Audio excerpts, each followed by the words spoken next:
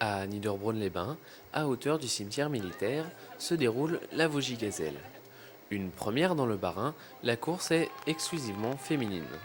Nous avons décidé d'éliminer les catégories classiques seniors, vétéranes et vétéranes 1, vétéranes 2 pour les remplacer par des gazelles. Donc ce sont des dames qui n'ont pas d'enfants, une catégorie maman et une catégorie grand-maman pour que toute la population féminine soit touchée par cet événement. Un parcours en forêt de 8 km, bouclé en 34 minutes 17 par la tête de course. Et puis les dernières, peu importe le temps qu'elles vont mettre, de toute façon elles font partie de la course et de la fête et on les attend à l'arrivée. Comme les premières, elles auront mérité leur arrivée, leur rose et le t-shirt que l'on va leur offrir.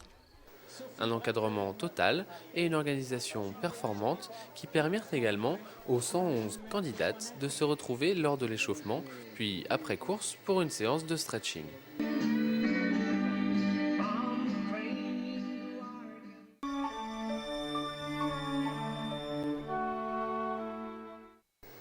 Les CM1 de l'école du centre de Reichshofen à l'assaut du Schwarzbach. Un éveil pratique à l'étude de l'eau et à son environnement. On va leur apprendre à se familiariser avec la rivière, à établir une espèce de lien avec la rivière pour qu'ils s'en soient plus proches à l'avenir et qu'ils comprennent que si on protège les rivières, c'est pour le bien de tous et pour eux en particulier. Au programme de la journée, observation et découverte. Les biologistes en herbe étudient les abords et l'aspect global de la rivière, puis s'intéressent à ses petits occupants. Les Chinois des mers font de remarquables épuisettes. La pêche est minutieusement conservée. Son étude en classe permettra de déterminer la qualité de l'eau. Une action menée sur l'ensemble de la région Rhin-Meuse qui touche une corde sensible de ces jeunes élèves, l'écologie.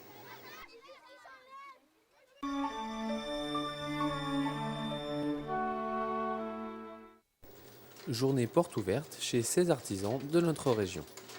Chacun pouvant découvrir ou redécouvrir les gestes quotidiens et parfois centenaires de ces travailleurs manuels. On a souhaité présenter au grand public ce qu'était l'artisanat, ce que sont aujourd'hui les métiers, les différents métiers de l'artisanat. Parce que c'est vrai qu'on a de moins en moins l'occasion d'entrer, pour des raisons de sécurité ou d'hygiène, notamment dans les professions de l'alimentaire, d'entrer dans les entreprises artisanales et de réellement voir ce qu'est aujourd'hui le savoir-faire artisanal. L'occasion également de rappeler les problèmes d'emploi de ce secteur d'activité.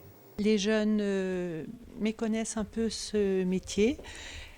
Et il y a actuellement une pénurie de main-d'œuvre jeune, de main-d'œuvre formée.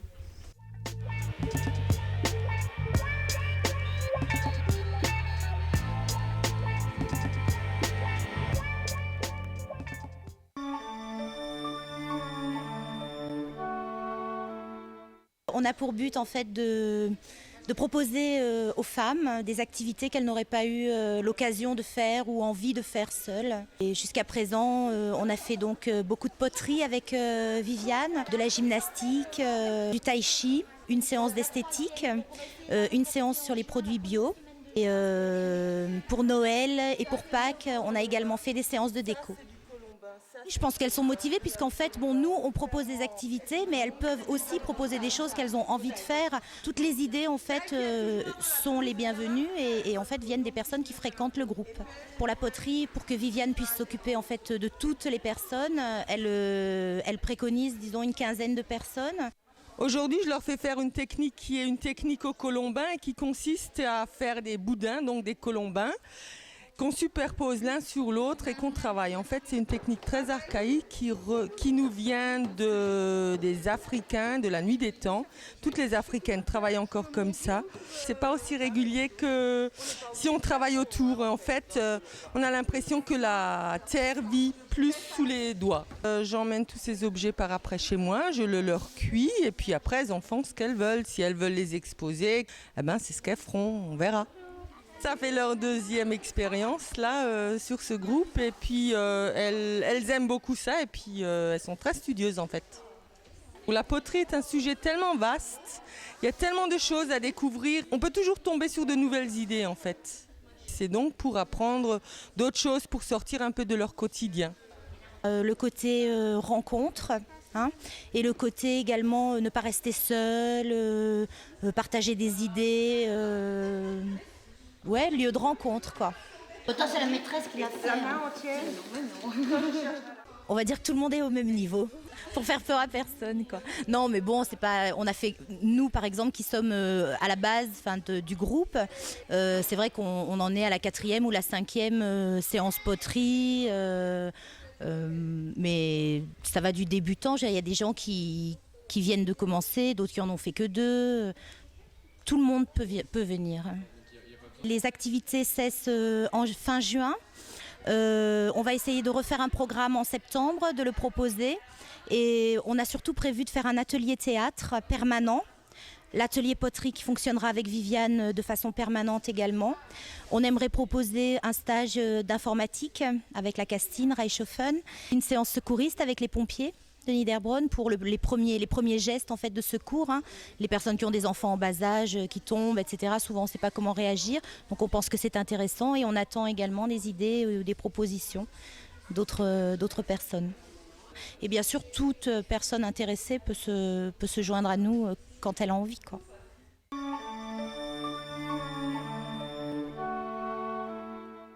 À Reichshofen, l'association des bergers de Brie se retrouve pour une journée de baby show confirmation ouverte à tous. 2 étapes principales, le jugement morphologique et le jugement comportemental. Donc là, on doit juger la partie morphologie du chien. En fait, on regarde le chien sous tous ses angles, j'irai en statique, en mouvement également, et on examine la partie dite standard du briard. Le standard, c'est un élément essentiel sur lequel on a tous les points de pénalisation, donc qui ont été fixés depuis un certain temps sur le chien. La tête est excellente. Le livre des origines françaises en fait, est un livre qui a été créé il y a à peu près 100 ans par la Société centrale canine, qui permet en fait d'identifier tous les géniteurs et donc de voir les descendants de ces géniteurs. Le LOF est souvent assimilé au pédigré, mais le pédigré n'est pas donné tout de suite puisqu'il y a une inscription au LOF provisoire en attendant la confirmation du chien. L'atelier suivant, c'est le test de comportement. C'est un test d'aptitude naturelle, c'est comment se comporte le chien dans la vie de tous les jours. C'est-à-dire ne pas avoir peur des bruits qui peuvent se faire à la maison, en dehors, suivre un trajet, accueillir des gens, aller vers les gens, jouer. C'est un test de comportement tout à fait naturel. Le chien, il faut qu'il soit brut. Un questionnaire au propriétaire accompagne ce test afin de préciser les conditions de vie du chien. En complément à ces jugements, l'association proposait la découverte de l'agility. Vous allez voir maintenant un sport canin qui est un sport à part entière puisque le maître court à côté du chien et le maître guide le chien au travers des obstacles qui sont disposés dans un ordre qui varie toujours. Donc c'est vraiment un sport pour le chien, pour le maître aussi. Et l'esprit de l'agility, c'est d'éduquer le chien et de faire participer le chien en utilisant la motivation. Donc le chien joue vraiment et fait les obstacles et en même temps, insidieusement on va dire, le maître apprend au chien à tourner à gauche, à droite, à revenir et le chien le fait avec enthousiasme puisqu'il joue. C'est important pour l'éducation. Le maître peut l'emmener par exemple en ville, il n'ira pas tirer vers les autres chiens parce que son maître saura comment l'intéresser pour que, au lieu d'aller flairer un chien qu'on est en train de croiser qui peut être parfois hargneux quand les personnes ne connaissent pas, le maître sera là, il suffira qu'il fasse un claquement de doigts et le chien se dira tiens, il y a quelque chose d'intéressant, mon maître me parle. Si on travaille bien, au bout de 6 mois, il fait déjà correctement les parcours et au bout d'1 an, on peut faire de la compétition.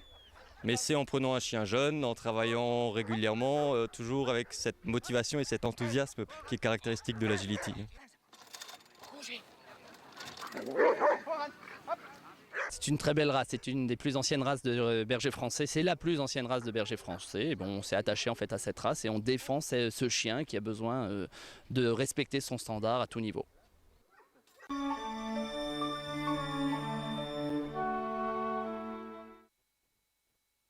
C'est quand même un boulot monstre, il faut le dire, au moins entre 7 et 8 mois de préparation.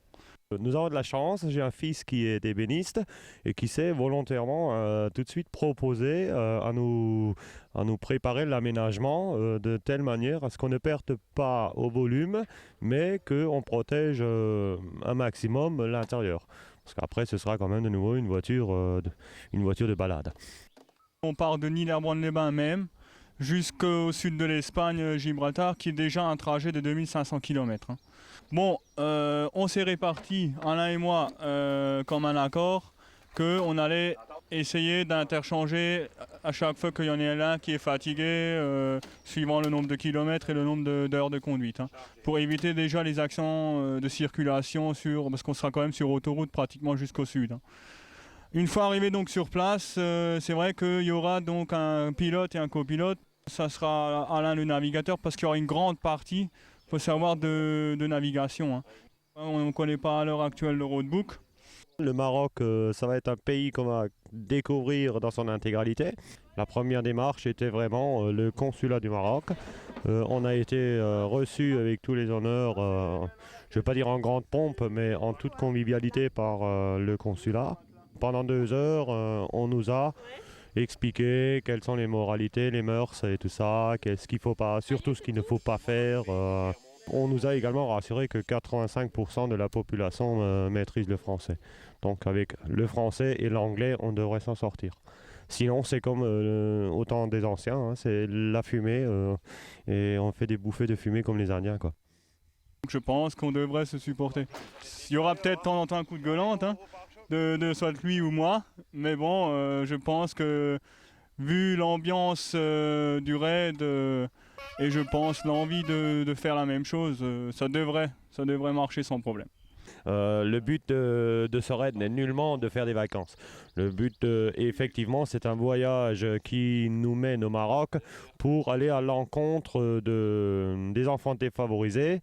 Et on emmène également, de par la voie de l'organisateur, des médicaments ainsi que des appareils qui sont sélectionnés par l'Institut Pasteur de Paris.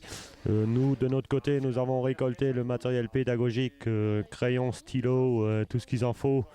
Qui dit aujourd'hui humanitaire pense tout de suite qu'on part dans un pays du tiers-monde et tout ça, alors que c'est pas vrai. Le Maroc n'est pas forcément le pays le plus pauvre. Mais il y a quand même des gens, il y a des enfants qui nécessitent ou qui ont peut-être besoin d'un petit apport et d'un soutien. Sur la défensive, hein. On peut quand même les féliciter pour la décision courageuse qu'ils ont prise, parce qu'il en faut du courage, parce que même moi, au départ, j'étais assez sceptique, mais en fin de compte, quand on a l'occasion de vivre tout cela, les préparatifs, l'organisation, ça peut être très intéressant. Ce qu'on souhaite, c'est que tout se passe bien. Et puis qu'ils ne rencontrent aucun problème. Et puis on s'en fait pas trop parce que ça a toujours été une passion. Donc c'est ce qui m'a poussée à ne jamais refuser parce que j'ai horreur de refuser, sachant que c'est toujours des passions. Et puis le retour sera encore plus phénoménal. Je pense à une belle citation de Saint-Exupéry qui un jour a dit « Tu ne vis de ce que tu donnes car cela t'augmente ». Voilà.